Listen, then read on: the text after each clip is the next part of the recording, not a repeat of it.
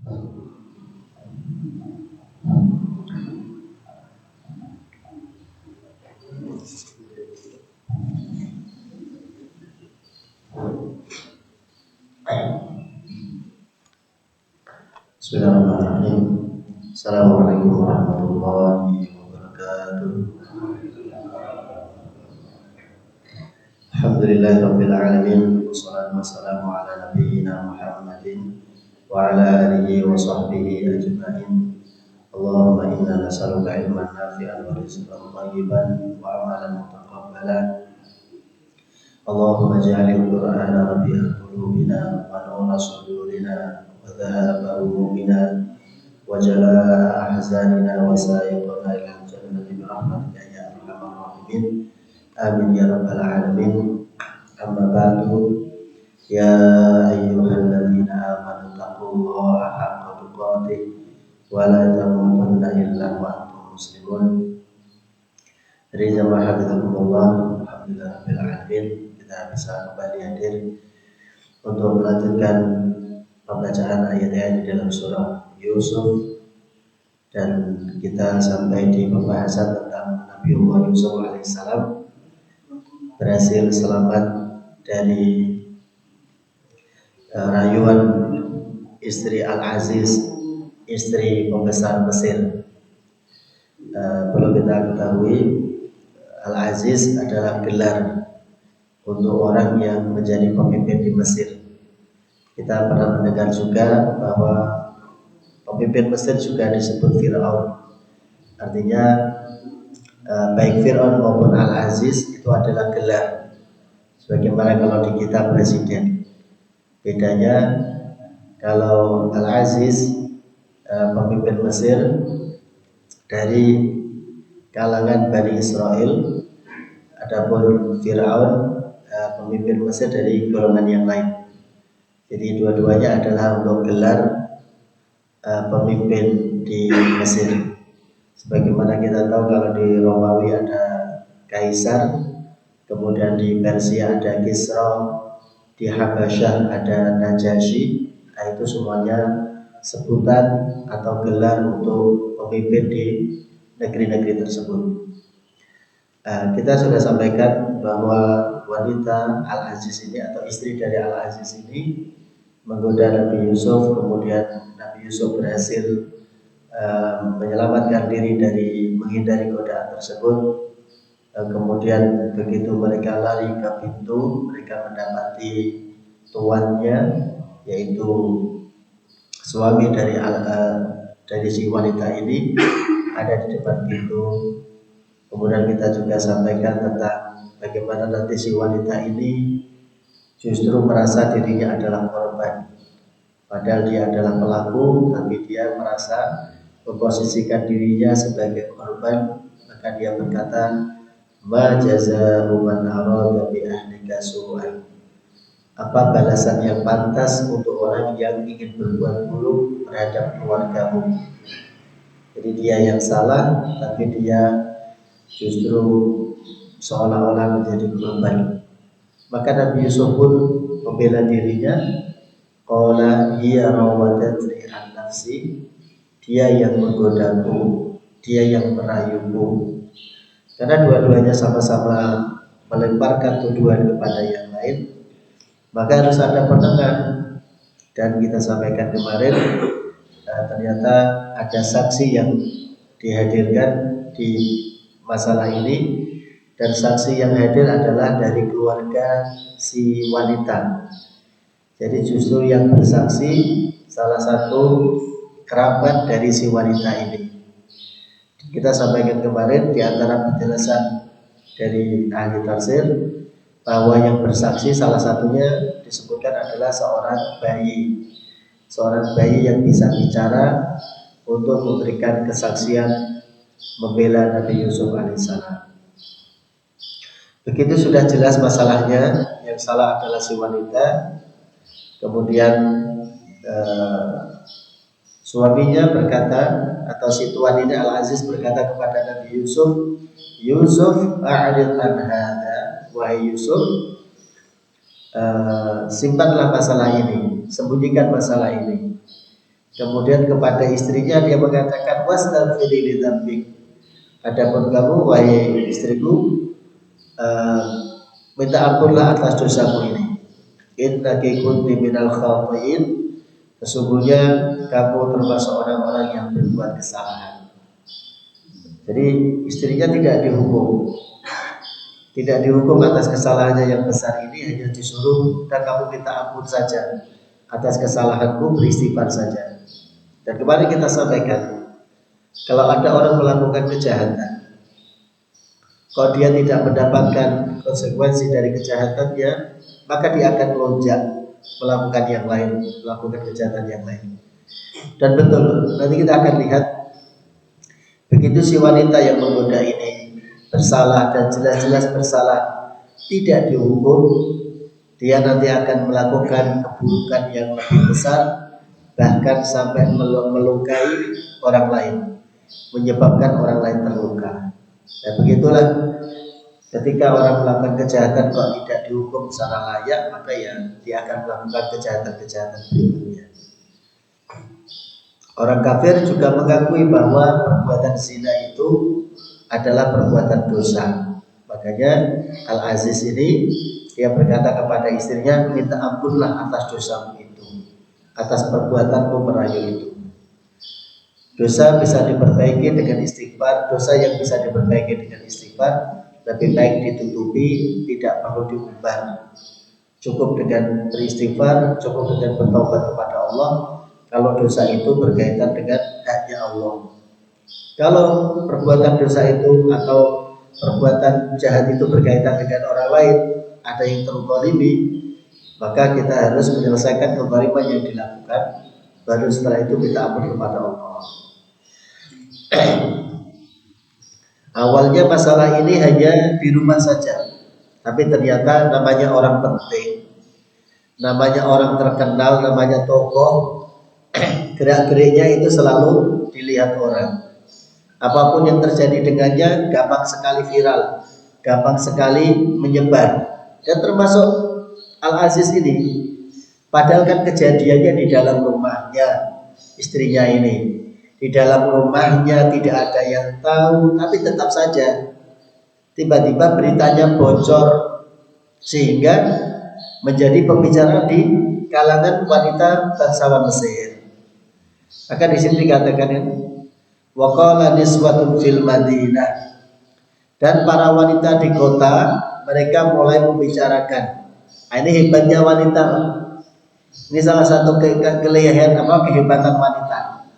Pinter nyari berita, pinter nyari informasi. Itu kejadian ditutupi saja, kejadiannya di dalam rumah saja, masih tetap bisa bocor, masih tetap bisa digali informasinya. Ya, sampai Al-Quran menggambarkan betapa wanita ini luar biasa kalau nyari data, nyari berita, meridik gitu, nyari informasi, dicari secari sedapat-dapatnya. Dan betul, akhirnya ramai. Padahal di awal sudah disampaikan, Yusuf tolong tutupi masalah ini, tolong jangan diumbar masalah ini. Sudah, Nabi Yusufnya sudah selesai. Si wanitanya juga sudah, kamu harus minta ampun atas kesalahanmu ini, aku kesalahan ini. Artinya masalahnya di dalam rumah, tapi tetap saja ternyata menyebar kemana-mana sampai jadi bahan pembicaraan. Wa qala niswatun fil Madinah, dan para wanita bangsawan di kota, yaitu kota Mesir, mereka membicarakan imra'atul aziz turawidu fataha an nafsi. Istri Al-Aziz, istri pembesar Mesir, menggoda budak laki-lakinya untuk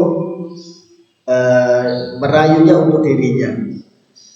Jadi padahal yang menggunjing ini adalah, yang dijadikan bahan pembicaraan adalah istri dari pembesar Mesir, pemimpin Mesir.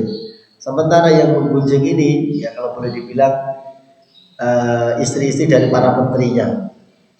Jadi bahan obrolan, istri dari pembesar Mesir itu menggoda budak laki-lakinya untuk dirinya. Qad syaghafaha hubba, budaknya telah membuatnya mabuk kepayang, telah membuatnya sampai tidak bisa berpikir normal. Inna lanaraha fil dhalalin mubin. Kami menyebut dia si wanita itu betul-betul orang yang dalam kesesatan yang nyata. Jadi ini komentar-komentar wanita yang tadi orang nggak pernah merasakan di posisi istri Al-Aziz tiba-tiba komentar kan begitu. Maka ini menjadi pengingat untuk kita semuanya. Jangan mudah menghakimi orang. Kalau kita nggak di posisi dia, kalau tiba-tiba kita pandai sekali menghakimi dia. Dan ini kasih wanita kan begitu kan. Mosok sama pembantunya saja tergoda, benar-benar orang aneh kalau bahasa kita. Masa sama budaknya saja kok bisa paku kepayang begitu? Gak normal itu, gak benar itu. Nah itu kan komentar mereka sebelum mereka melihat Nabi Yusuf. Begitu melihat Nabi Yusuf, mereka yang celaka sendiri. Makanya di sini kita sampaikan pertama, jauhilah tempat-tempat yang bisa menimbulkan fitnah, maka kita akan selamat. Jadi orang kalau memang tempat itu tempat yang bisa menjadikan fitnah itu muncul, menjadikan reputasi baik kita jadi tercoreng, jauhlah tempat itu. Gak boleh itu orang-orang itu nekat kan. Kadang orang kan suka nekat. Saya ustaz, saya kiai, saya ulama, tidak apa-apa saya masuk ke tempat pelacuran misalkan. Saya ingin mendakwai mereka, saya ingin menyampaikan kebaikan kepada mereka. Gak begitu juga, itu namanya nekat. Dengan alasan nggak ada yang mendakwai mereka. Yang mendakwai mereka kan tidak harus di tempat mereka. Itu masalahnya. Nanti kalau amplopnya pakai yang lain gimana? Kan malah repot nanti. Jadi jauhilah tempat-tempat fitnah, tempat-tempat yang bisa menimbulkan fitnah, maka kita akan selamat. Yang kedua, wanita itu punya keahlian dalam mencari berita, mencari informasi itu sangat detail. Berikut juga menyebarkannya. Jadi tadi sudah kita gambarkan kondisinya. Kejadian yang terjadi di dalam rumah saja. Ibaratnya ada piring pecah di dalam rumah, itu di luar bisa ramai. Padahal kejadian di dalam rumah, padahal yang mecahin kucing misalkan. Tapi yang di luar rumah dengarnya langsung, oh bapak ibu itu sedang berantem. Oh mereka lagi perang lagi ya. Padahal cuma kesenggol sama kucing misalkan. Nah, begitulah jadi pembicaraan. Seandainya Allah membuka penutup kita, membuka aib kita, waliyadzubillah, maka kita akan jadi objek pembicaraan orang. Jadi kalau hari ini kita tidak diberitakan, kita tidak dijadikan omongan orang, itu bukan karena kitanya baik, bukan karena kitanya bersih, bukan. Karena semata-mata Allah masih menutupi kekurangan-kekurangan kita, Allah masih menutupi aib-aib kita. Sering kita sampaikan kan, kalau seandainya dosa itu punya bau, punya aroma, seandainya maksiat itu ada aromanya, ada baunya, kita nggak berani keluar rumah. Karena pasti saking banyaknya dosa yang kita lakukan, maksiat yang kita lakukan, kemudian keluar aroma busuk, nggak berani kita dekat-dekat orang, nggak berani kita lewatin orang karena mereka pasti akan mencium aroma busuk dari dosa maksiat yang kita lakukan. Terus kenapa kita bisa aman-aman seperti ini ya? Karena tadi maha baiknya Allah kepada kita, Allah menutupi aib dan kekurangan kita. Kalau Allah sudah menutupi, jangan dibuka-buka.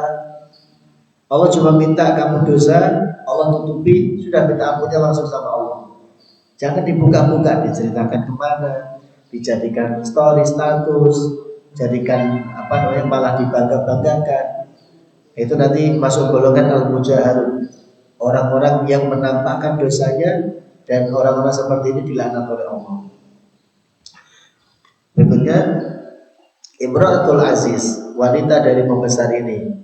Jadi kalau informasi, berita, kejadian itu kok menyangkut orang yang punya kedudukan, maka pasti akan cepat ramai, cepat viral.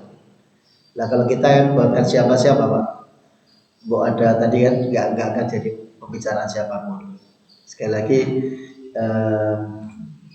itu semata-mata karena pertolongan Allah dan tadi ya, karena memang kita bukan siapa-siapa, jadi bersyukurlah. Kemudian berikutnya, nah ini lihat tadi yang kita sampaikan. Kalau orang itu melakukan kesalahan kok tidak mendapatkan hukuman, ya dia akan melakukan kejahatan berikutnya. Jadi wanita dari Al-Aziz ini begitu mendengar dirinya dibicarakan di mana-mana, ini berbeda. Berbeda sekali dengan berita dusta yang menimpa Ummul Mukminin Aisyah radhiyallahu anha. Bunda Aisyah juga pernah dituduh selingkuh lah kalau bahasa kasar kita hari ini. Setelah pulang dari perang Bani Mustalik, Bunda Aisyah yang kehilangan kalungnya, kemudian dia harus mencari dulu. Dan saat beliau mencari kalungnya yang jatuh, pasukan yang tadinya berhenti sudah berangkat. Ceritanya panjang. Jadi pasukannya berangkat, Bunda Aisyah ketinggalan. Begitu kalungnya sudah ketemu, beliau balik ke tempat pasukan beristirahat, ternyata sudah kosong. Pasukan sudah berangkat duluan pulang menuju ke Madinah. Maka Bunda Aisyah tidak panik. Beliau cuma mengatakan, kalau mereka nanti tahu aku tertinggal, mereka pasti akan mencari diriku. Sambil nunggu dijemput, Allah takdirkan beliau ketiduran. Tiduran sendirian di tempat tadi pasukan beristirahat. Dan Rasulullah punya seorang sahabat yang tugasnya adalah untuk menyisir barang-barang pasukan yang tertinggal, namanya Sofwan bin Mu'attal. Sofwan bin Mu'attal jalan dari jauh kok melihat itu ada sesuatu yang tertinggal.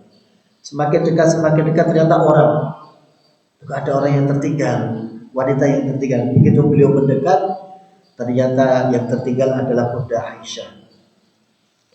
Kalimat beliau cuma mengatakan inna lillahi wa inna ilaihi raji'un. Jadi melihat Bunda Aisyah tertidur ketinggalan itu, Sofwan bin Mu'attal tidak ada kalimat yang lain yang beliau ucapkan. Beliau mengucapkan inna lillahi wa inna ilaihi raji'un. Satu kalimat istirja saja. Jadi bayangkan Pak, ini dua-duanya orang soleh dan solihah, orang mulia dua-duanya. Dan tidak ada kesengajaan. Sofwan bin Mu'attal memang tugasnya untuk menyisir barangkali ada barang pasukan yang ketinggalan. Bunda Aisyah juga tidak sengaja, karena beliau tadi berpikir saya nggak perlu ngejar mereka, malah repot kalau simpangan di jalan. Beliau tetap di tempat istirahat, nanti mereka akan menyusul kalau mereka sadar bahwa Bunda Aisyah tertinggal. Kejadian yang tidak sengaja itu saja.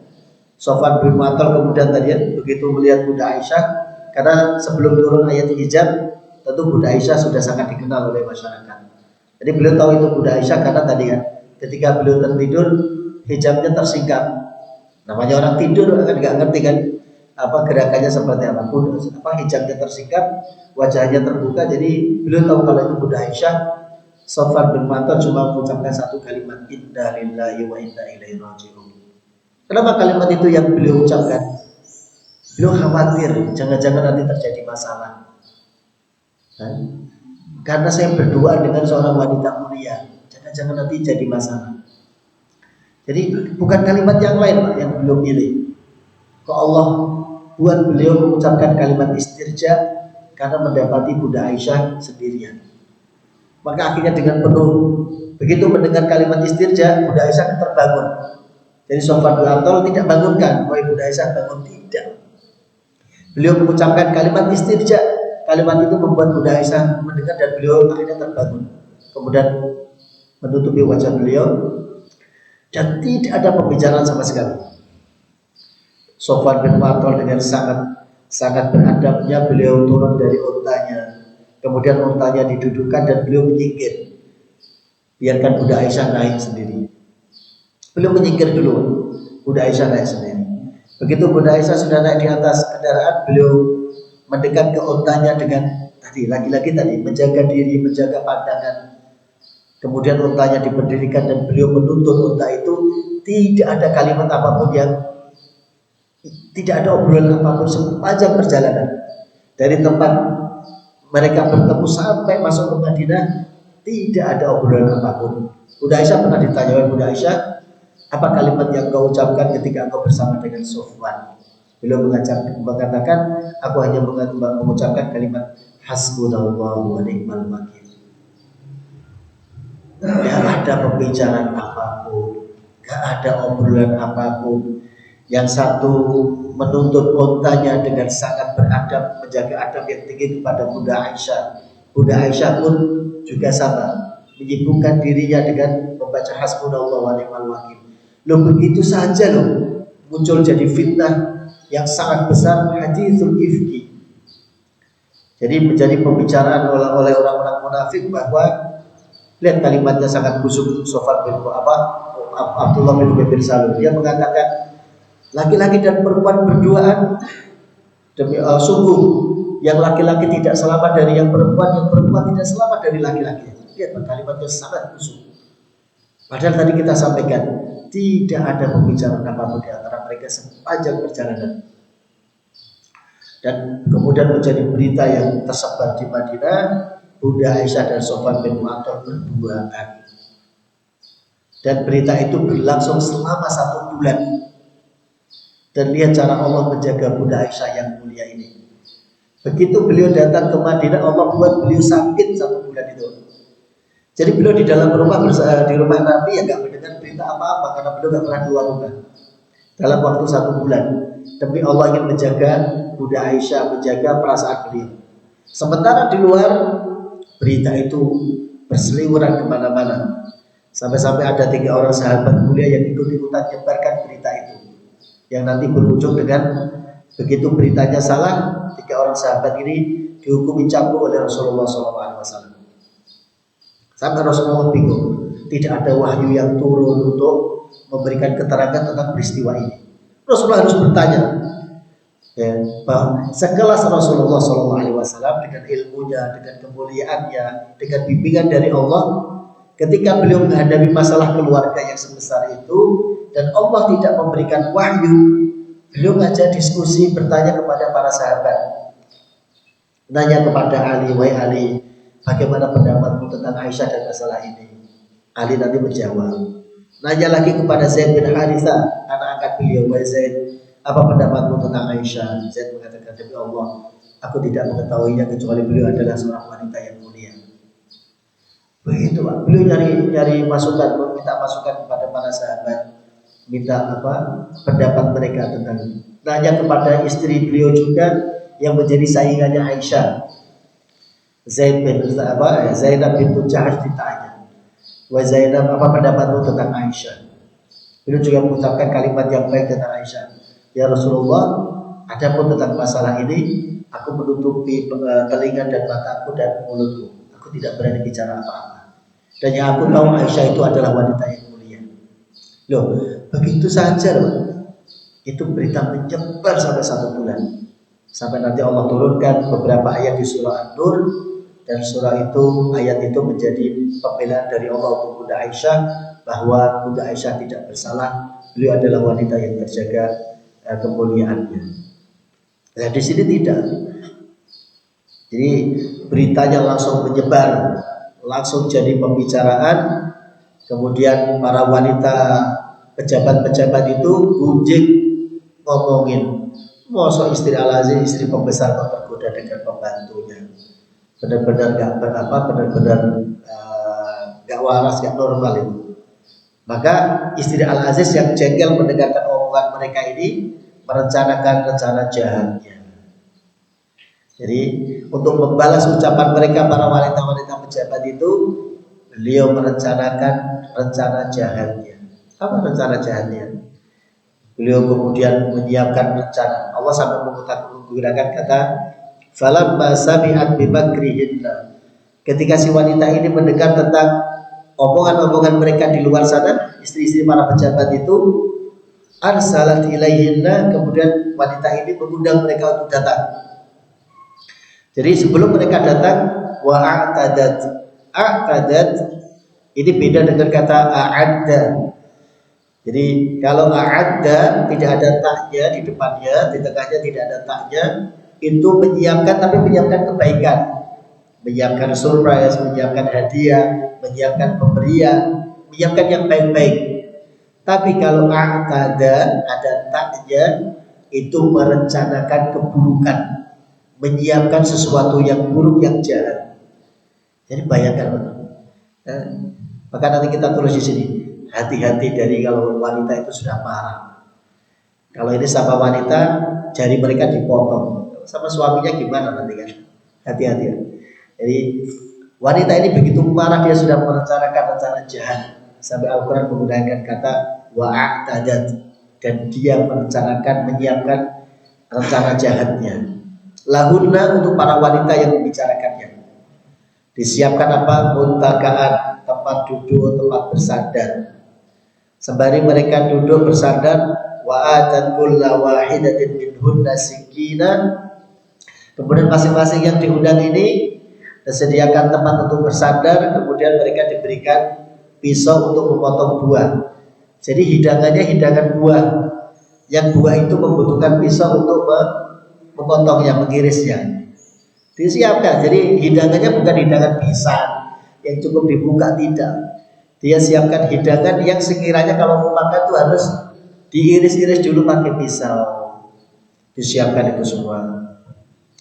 Diberikan masing-masing pisau. Begitu mereka sudah dalam posisi mau menyiapkan makanan itu untuk disantap, wa qalat yakhruj alaihinna. Ini momentumnya, ini waktunya. Jadi ketika seorang lagi, para wanita ini lagi ngiris, siapkan makanannya, di tengah-tengah mereka ngiris, tiba-tiba Nabi Yusuf diperintahkan untuk keluar. Ukhruj alaihinna. Keluarlah kamu di hadapan mereka para wanita ini. Falamma ra'ainahu. Begitu mereka melihat Nabi Yusuf dengan semua ketampanannya, dengan ketampanannya yang luar biasa, akbarnahu. Mereka dibuat kagum, dibuat takjub, dibuat melongo, bahasa kita melongo, melihat kepada Nabi Yusuf. Sementara tangannya masih bergerak-gerak. Kan wanita begitu kan, multitasking bahasanya. Jadi HP-nya di telinga, dia tulis bawah sambil apa itu bisa kan. Jadi gitu lah. Kalau kita nggak bisa, kita pasti fokusnya di salah satu. Kalau wanita kan begitu, mengerjakan beberapa pekerjaan di waktu yang sama.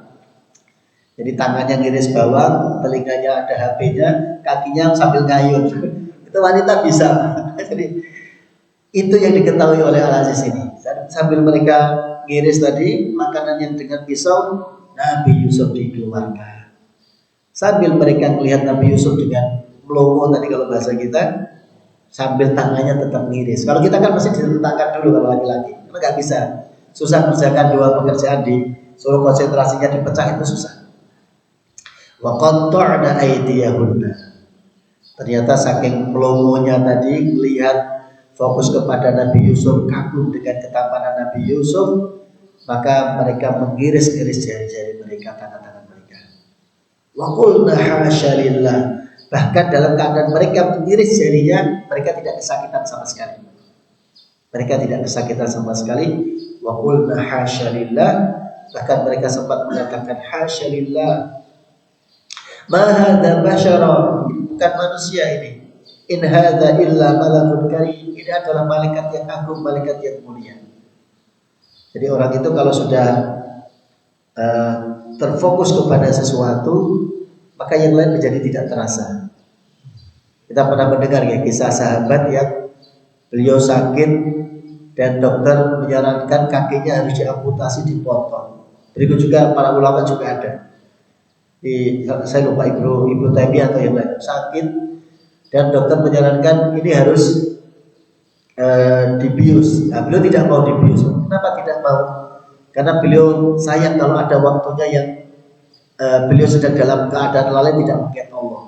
Akhirnya dipotong itu dalam keadaan sadar dan tidak menggunakan obat obat bius, ya, tidak menggunakan. Dan mereka tidak kesakitan. Nah, seperti ini gambarannya. Jadi karena mereka sedang fokus melihat Nabi Yusuf, mengiris tangannya pun mereka tidak merasakan. Maka di sini kita sampaikan, pertama hati-hati dengan ucapan kita. Kita komentarin orang, kita ngomongin orang, karena kita sedang tidak di posisi dia. Kalau kita komentarin orang, dia kok begitu, katanya orang baik kok begitu, bahaya kalimat itu.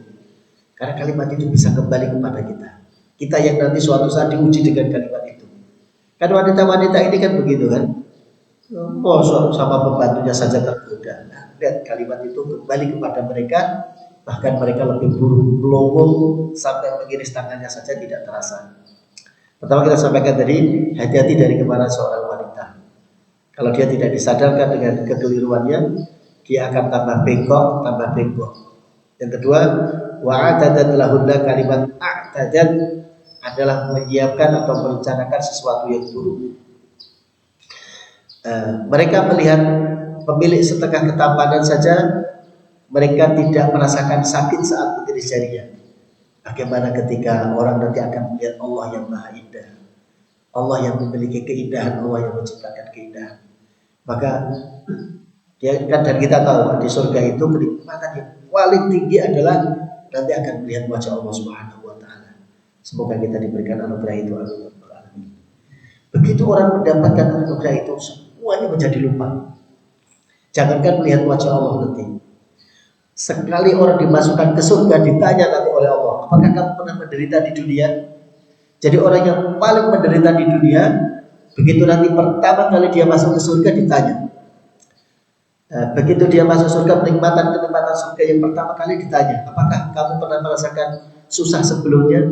Pernah merasakan menderita sebelumnya? Orang itu mengatakan, demi Allah, aku tidak pernah merasakannya. Jadi sekali merasakan kenikmatan surga, lupa semua derita yang dialami orang itu di dunia. Sebaliknya juga sama. Orang yang di dunia hidupnya enak, mewah, tidak pernah susah, begitu dimasukkan sekali ke dalam neraka ditanya, apakah sebelumnya kamu pernah merasakan kenikmatan? Orang itu mengatakan, demi Allah, saya tidak pernah merasakan nikmat sama sekali, tidak pernah merasakan enak sama sekali. Jadi dahsyatnya siksaan surga, siksaan neraka itu membuat orang lupa kenikmatan yang pernah dialaminya di dunia. Sebaliknya, orang yang merasakan sekali saja kenikmatan di surga, dia akan melupakan semua derita yang pernah dialaminya di dunia. Dan puncak kenikmatan itu melihat wajah Allah Subhanahu wa taala. Itu mungkin yang bisa disampaikan. Insyaallah nanti kita lanjutkan di pertemuan yang lain. Kita juga dengan baca hamdalah, istighfar, doa kafaratul majlis. Alhamdulillahirabbil alamin.